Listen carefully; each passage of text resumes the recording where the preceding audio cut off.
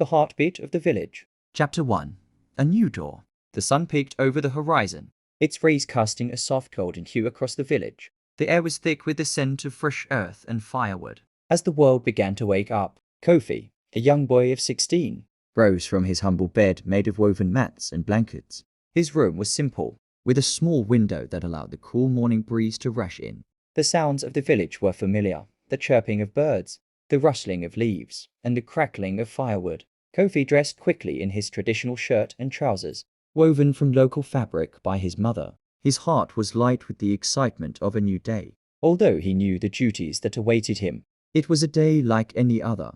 Yet Kofi felt a strange sense of purpose stir within him as he stepped outside. The village was quiet at this hour, save for the occasional clink of metal against stone or the sound of a cow mooing in the distance. Kofi took a deep breath and headed toward the river, a task he had performed countless times before. He carried the empty water jug on his head with ease, as he had done for many years. The village was a small one, nestled in the heart of the forest, surrounded by rolling hills and fields of crops. The community was tight-knit, each person playing a crucial role in its survival. Kofi's father worked the farm, growing cassava, yams, and maize, while his mother tended to the household chores, often making clothes or cooking meals for the family. As Kofi reached the river, he noticed the reflection of the morning sun on the calm water.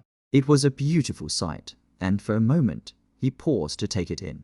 The river was their lifeline, a resource that sustained a village, providing water for drinking, cooking, and bathing. But lately, there had been whispers of trouble ahead. Chapter 2.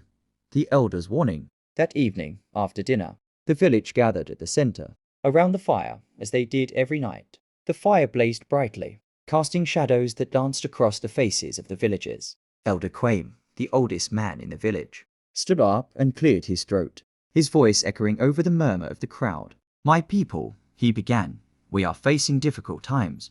The rains have not come as they should, and the crops are not growing as they once did. The river is drying up faster than we had anticipated." There was a ripple of concern among the villagers. Kofi's mother, Alma, exchanged worried glances with her husband. They had all seen the signs, the cracks in the soil, the withering crops, the dwindling flow of the river. It was as though the earth itself was losing its strength. Elder Kwaku raised his hand for silence. "We must prepare for what is to come.